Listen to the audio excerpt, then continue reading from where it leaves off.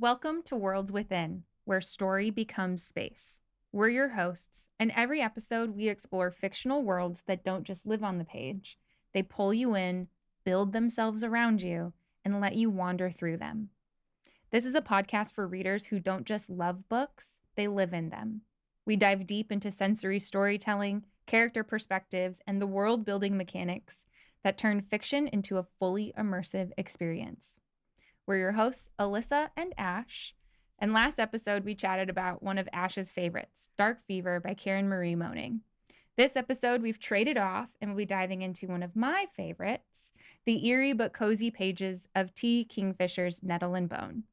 We've got a little bit of a theme going on here, don't we? I do think so. We can call season 1 show and tell, since we're going to be trading off the rest of the season as well. I love it. We love a theme. That we do. We'll open each podcast with a plot teaser. We've made a cuppa to match the book and read the synopsis. Fair warning, we will discuss some spoilers in the book throughout the show. Today we are sipping on none other than nettle and mint leaf tea. It couldn't be a more perfect match. In the book, one of Mara's impossible tasks is to make a cloak with owlcloth and nettle thread. When the dust wife showed her the pile of wool full of stinging, painful nettle, Mara thought surely it couldn't be that bad.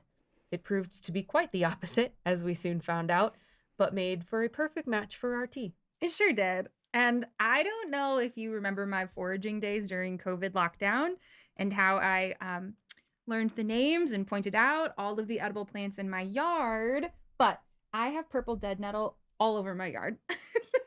It is part of the mint family, so I wanted to add the mint into this cuppa for plot teasers.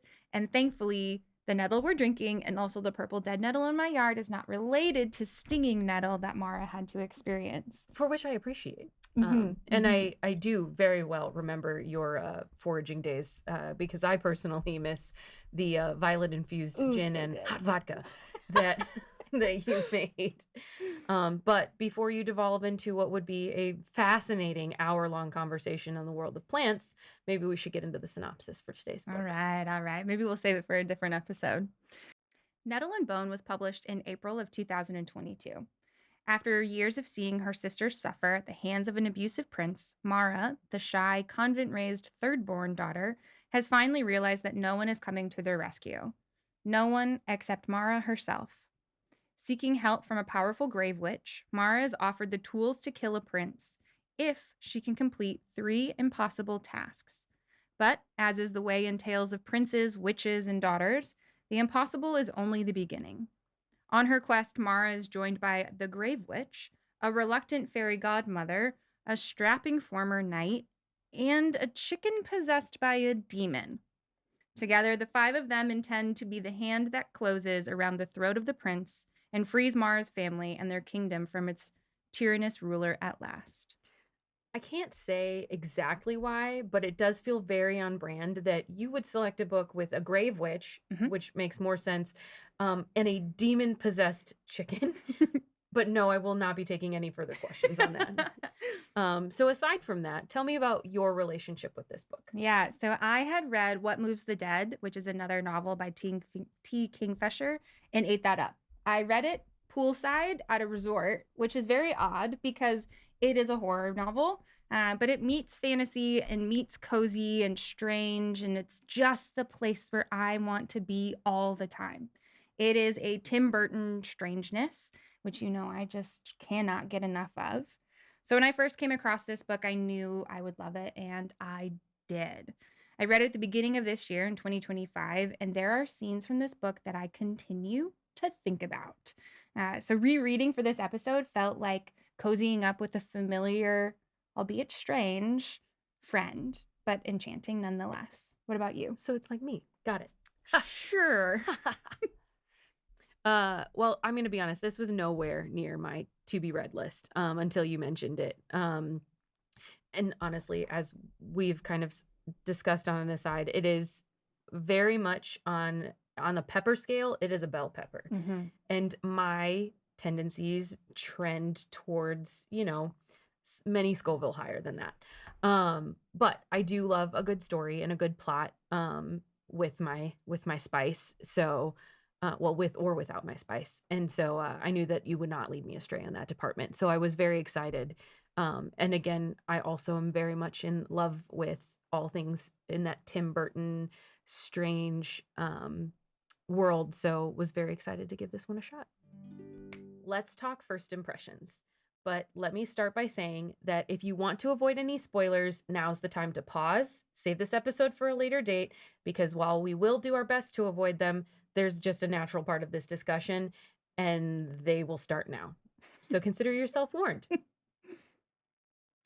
Personally, I was pretty hooked pretty much immediately. I remember I finished the first chapter. I was reading it while I was putting my baby girl down for bed, and I just texted you and was like, I need a bone dog. Like right now. Like, why don't I need one yesterday. And there were a lot of things in the first 2 or 3 chapters that I was wildly theorizing. I was like, okay, I'm taking in all of the things. There's this blistered land. There's these sisters. And, you know, is the sister that's dead, is she actually dead, or is she going to come back? Like, who is this guy that comes at by her at the pit? Like, is he going to come back? Is this important? And like just soaking up all of the things. And I had so many questions that I needed to keep reading to get the answers to. I love to hear that. Because I'm very much the same. Like, what gets better than a bone dog? Not much. A bone cat. Well, okay. But sure. A bone pet, we'll say. But a bone dog, right? So being dropped in immediately, I remember reading from Mara's, like, building this bone dog. And I'm like, what is happening? Where are we? Where am I? Wait a minute. There's a lot of like catching up that I need to do. I'm really curious about what's happening, like flying through this to just figure out what we're doing. And I'm also like recalling things that I know about charnel pits, like from different podcasts that I've listened to and other things that I've read. And oh, then there's cannibals. Like, where are we? Which was awesome. I feel like right off the bat, it set the tone for the book for me. Like, it is a horrific fairy tale, but also very cozy and lived in. And I thought that that was just so great, and kept up the tone throughout the rest of the book. It was an old story, it was lived in, there's a lot of texture to it, and all of that, plus the magic and the characters and just the adventure that these 5 go on, made it a very vivid place for me. So I'm excited to explore how Kingfisher did it. So you kind of talked about, we're dropped into the world, and they kind of reference it in the synopsis that, impossible tasks are just the beginning. We are starting on the second task. She's already completed the first. We don't even know that she's like what the whole point of these, like, why are you being assigned these tasks? We just know Who assigned you these tasks? we know nothing. We just know you're doing the second one, and you're doing it in this like this other land essentially. And I think it's just very interesting that like you start in the middle and then you go back to the beginning and then you go back to the middle, and you like the whole first 5 chapters I think You is bounce around. bouncing back between present and past. Yeah, I think that is one of the best mechanics in this book for world building, right? That in media res, like in the middle of the action start. Because I as a reader and you as a reader, we are instantly curious. What don't we know? I'm coming up with all of these questions that I want answers to, which are pulling me fuller into this space, right? We're mid-quest, we're mid-action, and we are trusted to catch up. There's no long exposition that we've gotten early in the book of like where we're at and what's happening. We're kind of thrust into this midway through. But you're right, it does bounce back and forth. So we're getting some of that history and that lore of the kingdom, right? Of Mara's harbor kingdom and why her sisters have been married off to this prince and what that means for her family, what that means for her people. And then we start learning more about this blistered land, which is such a weird and intriguing place. And I wanted to know so much more about that. I did too, because she says, she's like, it's like, obviously she gives you the mechanic of if you hold it in your mind and pick a direction, that you will come to it. And so it doesn't matter which direction you go, but that because it is so close to wherever you are? How close is it to her kingdom, and will it overtake her kingdom? And she's expressing these concerns, and I'm like, yeah, I'm concerned for you too. And then it just goes away. Yeah. It's just gone. Yeah. It never comes back up. It really doesn't. And that kind of leads me to my next point about the world building in this book specifically. It is a mashup of fairy tales, right? And it is, there's a lot of folklore in this book, and you can't quite pinpoint which fairy tale is driving the story. And for me, that feels really fresh and really new, but something that I think is consistent throughout writing folk and fairy tales in this way is that it is lived in. And some things are just so, right? There's not a lot of explanation about this blistered land, and we don't come back to it because it's just part of the world. Just like there are things part of like our world now that we know about, but maybe we don't over explain to somebody who's visiting because it just is, right? The world is it just exists. And there aren't a lot of things that need further explanation. Which I think is a benefit of this book in a way that it is written, because it tells me that there is history here, and maybe it's not exactly relevant, but it makes the world feel true. There is one story that Mara keeps referencing throughout the book about Mordecai and the worm, which we get no lore about. We just know that it is a story that Mara has clearly taken something from. And I thought it must be a real story that like and how do I not know it? Because I know a lot of the things. Yeah. I'm not infallible, but I mean I've got it on the fairy tales and things. Nope. The only thing, if you Google it, is an episode of the regular show, which I don't watch. No. And also did not feel true to being applicable to this. Yeah, exactly. So. And I think that's one of the devices, right? So we've got this in media res start. We're thrown into the middle of the action. And as we are catching up and learning about Mara's world, we are also understanding that this is historic and this is lived in and this has its own history and lore that we're not going to get a ton of depth on. And I think that is, if we're contrasting to our experience of Mac as the character leading us through the contrast of Dublin as what she thought versus what she's coming to know, and all of the Fae and things like that. We're learning as Mac is learning. In this one, Mara is a part of this world, and we have to catch up with her as opposed to learning in real time with Mac. I think it's a double-edged sword in that way. It's so great because like, yes, you're like, okay, this is here. I'm catching up to you, and I am eternally curious, as you said, like I want to know more, and I'm going to keep reading because I want to find out the things. And it's a little jarring, not jarring, but it removes me a little bit because I can't find those answers. Yeah. They don't exist. They just are. Right. And I'm like, but I want to know. Yeah.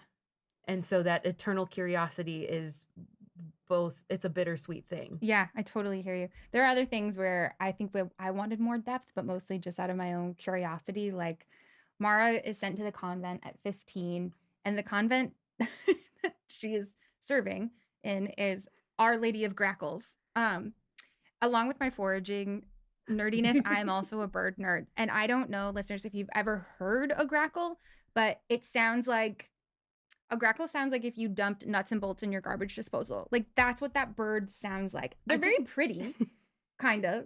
And they will take over your bird feeders. So the idea of a saint devoted to the grackle is just like, okay, but why, Kingfisher? Why? I love it. It's weird in that Tim Burton strangeness, but I am curious as to why grackles. I didn't even think like to Google any additional significance to a grackle, like, because it's not like, you know, in Norse mythology, Freya and her cats pull her sled, and like, or there's just so many animals that have some kind of spiritual significance, and there are other birds, like you have a phoenix and you have the dove.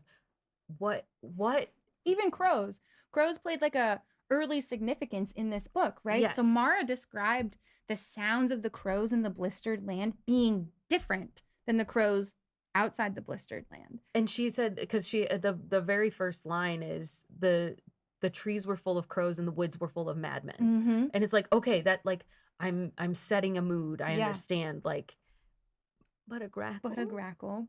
But a grackle.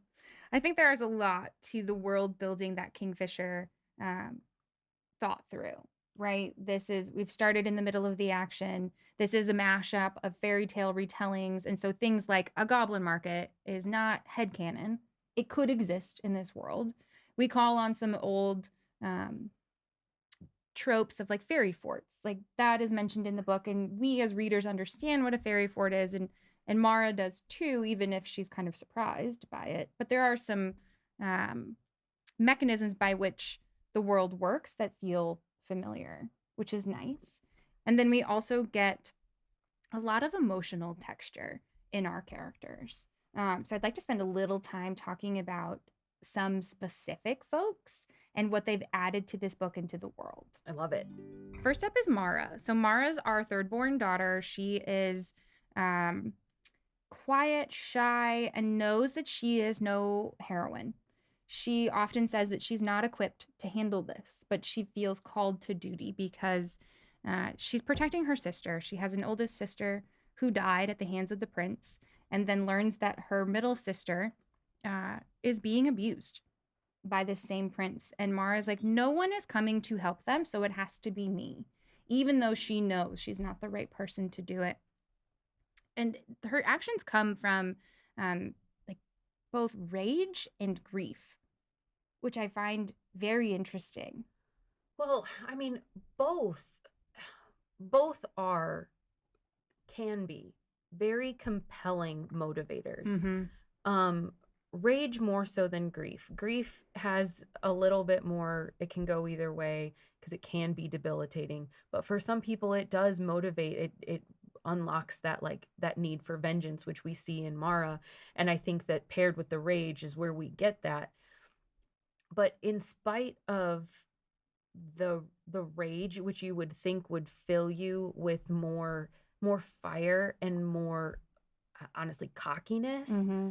she still lacks that confidence. Like it's tempered by, I mean, her self-doubt Mm-hmm. and like her smaller view of herself. And I don't want to put the cart too before the horse, but when we get to talking about Agnes, there's the quote that Agnes, there's a little bit too much of Agnes in the way. Mm-hmm. And I think that we see the same thing with Mara. Yeah. Is there's too much Mara in the way of her own rage, and that's what kind of that perfect storm tempers that. Yeah, I think that's a really great point. Um, and as we kind of look towards Agnes, we see, I think, a central theme emerge in the power of women in this book, right? So we understand like power is a structure that's used in this world. We see Prince Vorling has the power, the Northern Kingdom has the power over the Harbor Kingdom, and he's abusing that power. And we see Mara enter this space where she has to reclaim a sense of power, right? To fight for her family and to rescue her sister and kill the prince. And then when we move a little bit further, we have Agnes, who is Mara's family's godmother, because duh, this is fairy tale logic. Godmothers exist as they do. And to your point, Agnes, there's too much of Agnes in the way of her own power, but there's a reason, right? And so the story of power being told with Agnes is women um, shunning their own power, but for very good reason. Yeah. That uh that it's out of like compassion and wanting to not to be liked as the dust wife accuses her of, but to be decent. And Mm, that idea that like power in and of itself is not good or bad, but that how you choose to interact with it is what makes what makes it either or. Um, and that the type of power she had was, you know, a lot and would have led her down a darker path. mm-hmm, mm-hmm. I just love Agnes. I do too. I loved her so much in the first reading, but in this rereading, I just found her like such a soft character. You have Mara, who's very like dealing with this imposter syndrome, but trying her best. You have the Dust Wife, who is very grounded in her power, um, and vocal, and like knows who she is, and She's all about it. She's standing confidently. And then you have Agnes, who just has this softness to her. We get a little bit of her backstory and learn that she is related to Mara's family. But she asks this question that just sticks with me for has forever, right? Since I read this the beginning of this year, forever, but that has since I've started reading and reread it. She asks, I wonder if my mother would have kept me if I had more power. Which is heartbreaking. Heartbreaking, but so tender. And also so intriguing because clearly she does have more. Mm-hmm. And so I wonder if like her mother identified that too much of the human that she like mated with got in the way. Yeah. And I would also say, like, because of all that, the Dust Wife is grounded in her power with like a confidence and an acceptance of who and what she is. And I think Agnes is very much grounded in hers as well, but in like, this is what I'm going, like, this is how much I'm going to give it of myself. Mm-hmm. And this is how much I'm going, or this is as far as I'm going to use it. Mm-hmm. We get that moment at the end where Agnes is like standing on business, where she is showing up because we have released the Northern Fairy Godmother from power and servitude, right? She is bound to this family and she cannot die. She's been given immortality. And Mara and her crew figure out the way to release her from that. And Agnes stands in as the fairy godmother for Kenia's son at this point. And T. Kingfisher writes that Agnes, with her eyes flashing green like beast's eyes reflected in fire, right? She's a wicked godmother. She is appearing taller because, like you said, maybe there's too much of that human getting in the way. But when human Agnes steps aside and stands fully on business in her power, woo, she is taking up space, which is incredible. And I think it just makes me love her even more.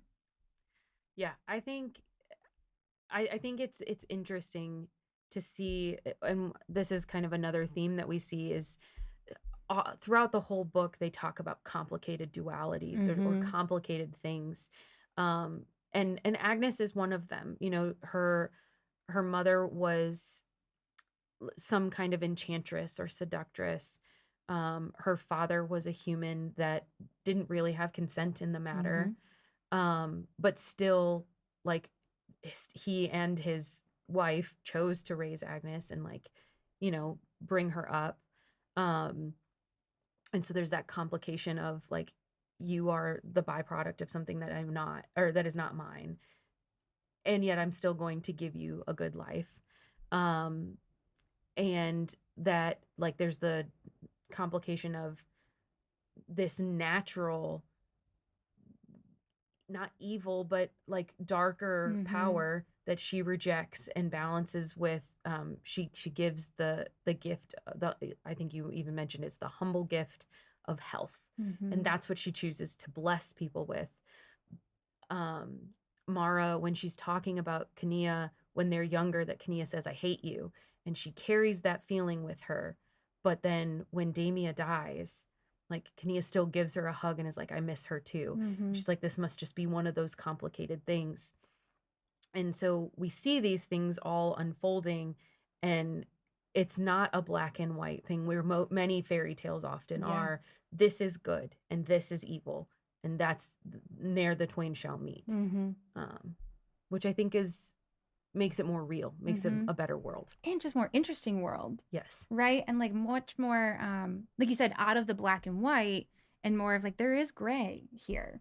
There's a lot of gray in this book. Like, okay, we're going to go kill a prince. Like, oh, that doesn't feel really great, like morally, but also when you're up against the situation at hand, I mean, what are your other options? Very similar, I think, about Kenia and Mara's mother and the complicated dualities there of being a mother and wanting to protect your children, but then knowing that you got to move your daughters like pieces on a chessboard, which they even talk about, and saying, like, our mother was not cold-hearted. She was doing this to protect her people, right? She's doing it to protect the Harbor Kingdom, sacrificing her daughters along the way and putting one in waiting, right? Mara didn't choose to go to the convent. She was sent to the convent for holding, knowing that there was a chance that Kania would also die. And I mean, even when it became clear that Kania was not going to die, and obviously the prince has been killed, she has a son, her station, she secures herself Mm-hmm. very well. Yeah. Um, and she still warns Mara, like, you need to go. Yeah. Like, you need to get out of here now because now your time has come. Mm-hmm. Like this is when it starts. Um, and so like having to escape that after almost 2 decades Yeah. of being in the convent is fascinating. And after a moment of what should feel like triumph, too, right? You've done it. Yeah. You've killed the prince. You've reached your goal.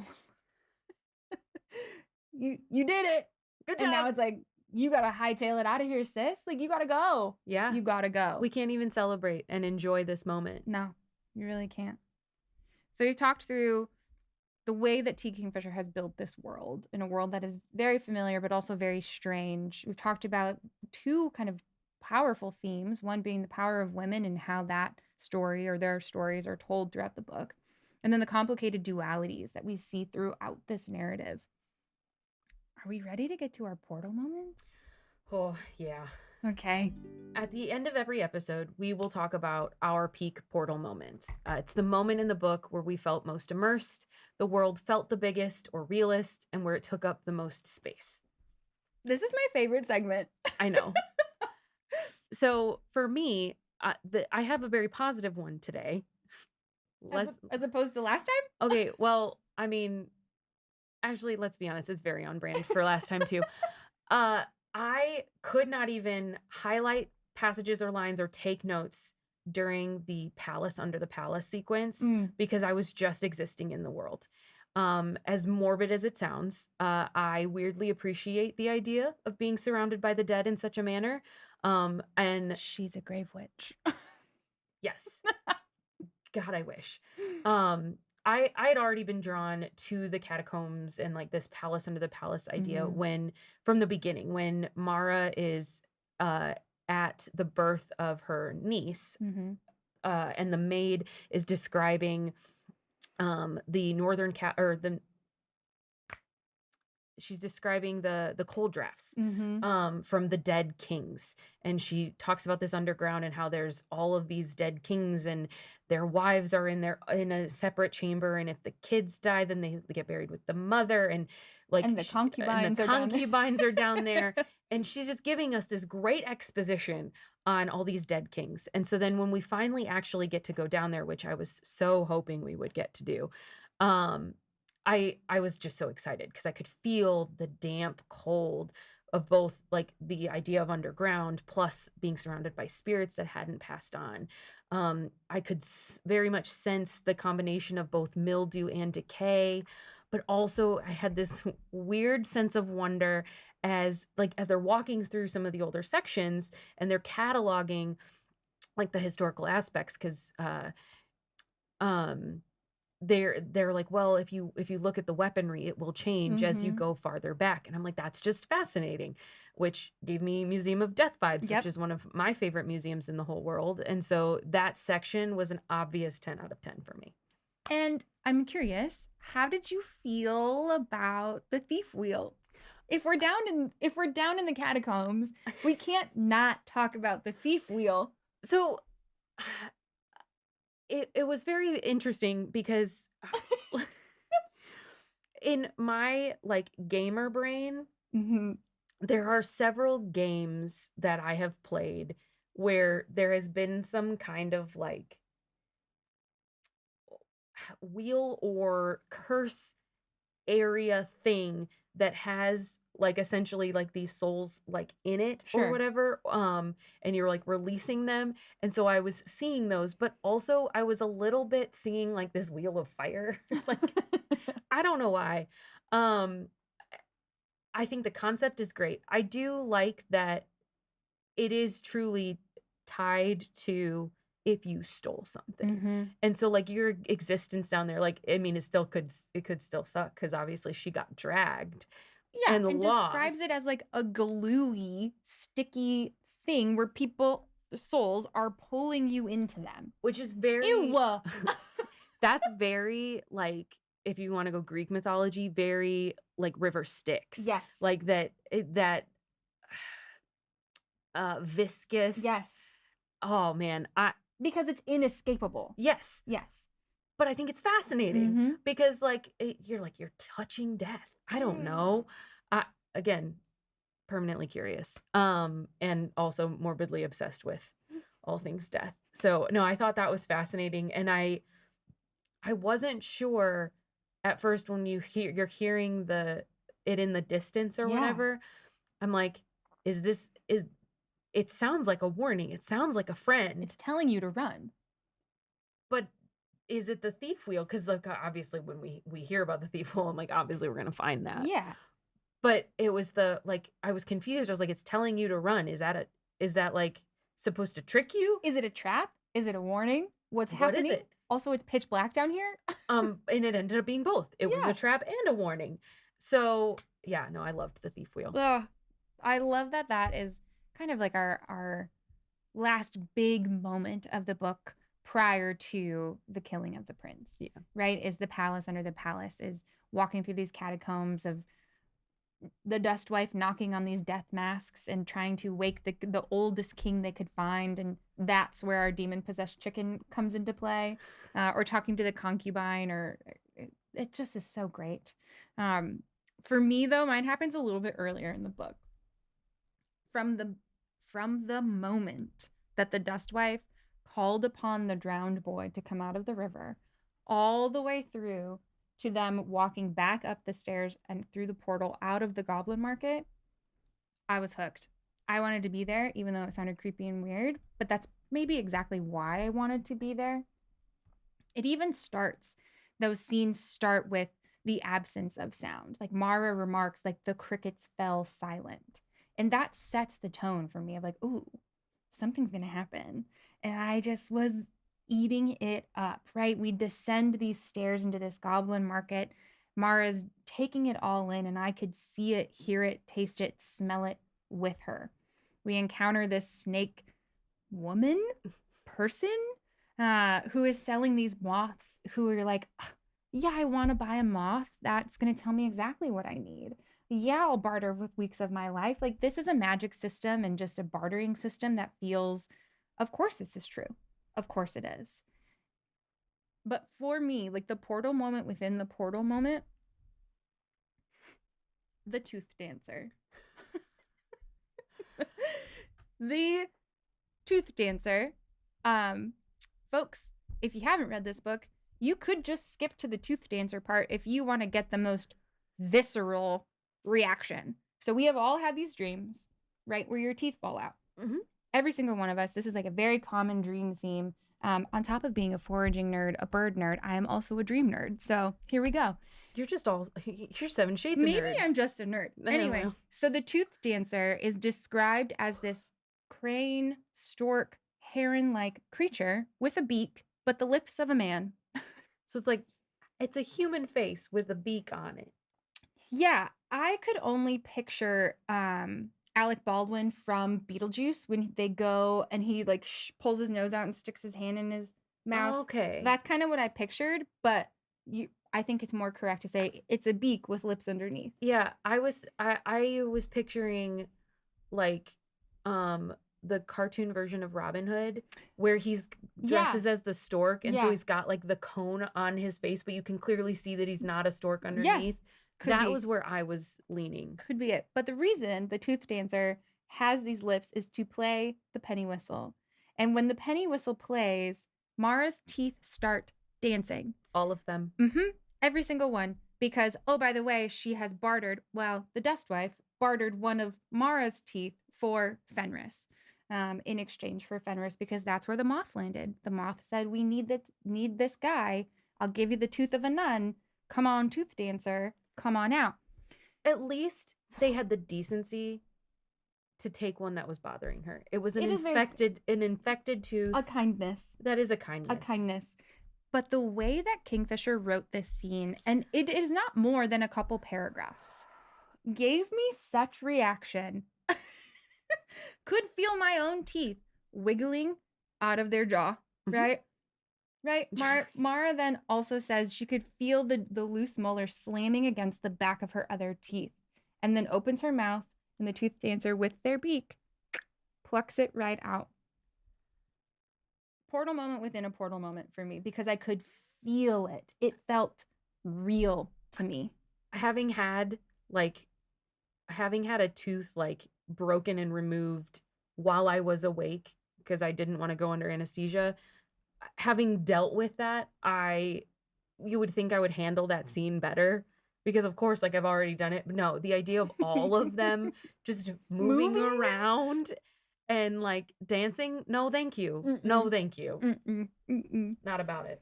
I think we have a little bonus to talk about, though, that kind of like has moments in both my portal moment and yours. I'd agree. And that is the saint. So we first get notice of a saint appearing at the goblin market. And it's described in an ethereal way. Like even the dust around her was light. She moved on a cloud of light as if it were dust. Her footsteps kicked up motes of brilliance. The light roiled around her feet and trailed behind her, refusing to settle. She carried a severed hand in her right hand. Her left wrist ended in a stump, not bloody, simply there. The motes of light seemed to gather near it, briefly forming fingers, then falling back to the ground. Saint, muttered someone behind Mara in a tone of disgust.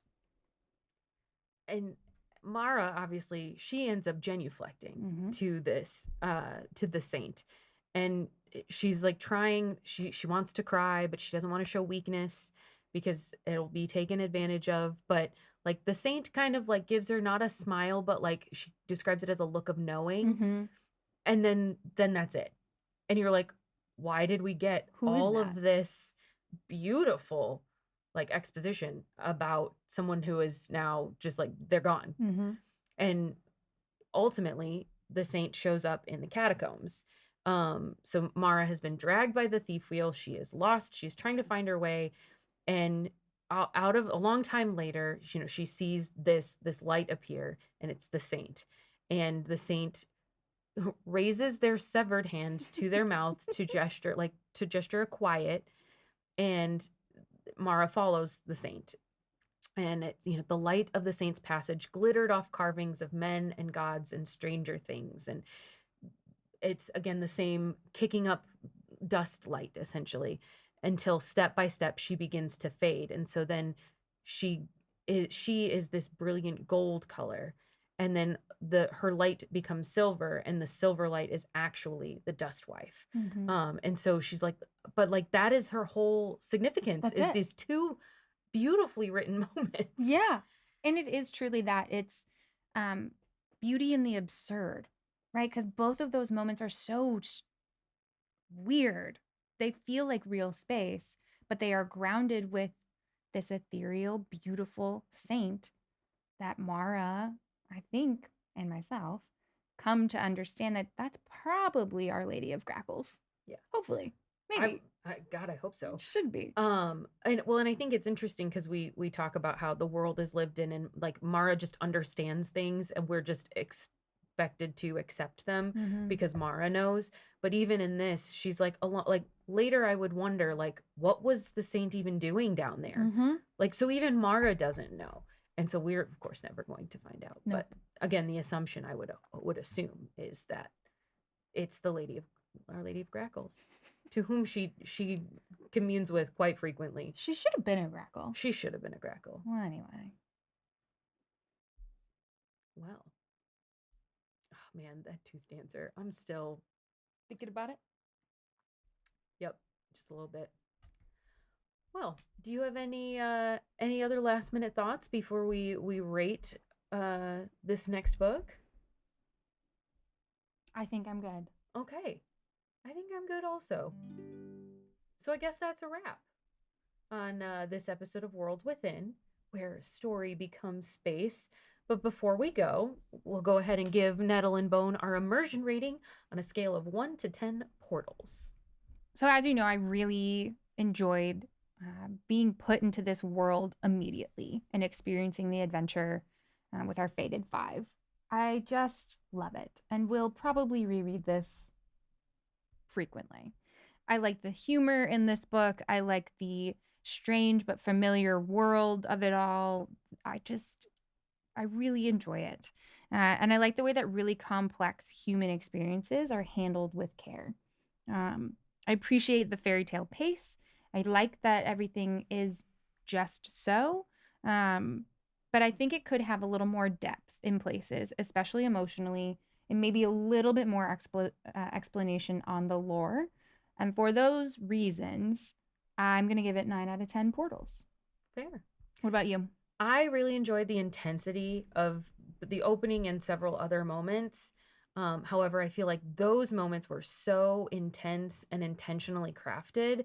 And then there were other moments that were not treated with that same care and left me a little more wanting. So this one I would give an 8 out of 10. It was a very good book, and I think just reading it and just sitting to enjoy it would have been fine. There were just some moments where I expected a little more, and so I was a little let down.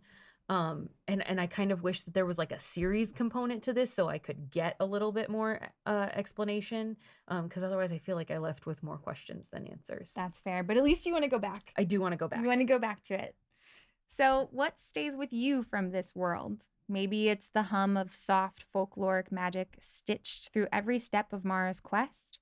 Maybe it's the dog built from bones and the band of unlikely friends. Or maybe it's the way the penny whistle makes your teeth wiggle. But maybe not. But that does stick with me. Not in a for better or for worse. Yeah, but it's there. But what we learned is that Nettle and Bone doesn't dazzle with spectacle, right? It whispers and creeps, and it lingers with us. It reminds us that some worlds don't need to explain themselves. They just ask us to believe. I do believe. Well, y'all, Ash is on deck for our next book, and we are shifting gears.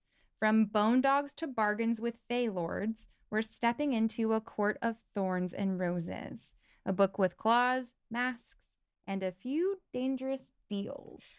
I cannot believe you haven't read this yet. I know. I'm working my way through it, y'all. Until then, subscribe, leave us a review, and let us know, where did you feel story became space? Cheers. Thanks again for joining us for another episode of Worlds Within, where story becomes space.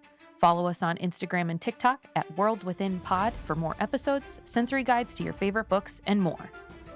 And don't forget to subscribe on your favorite podcast streaming platform. Bye!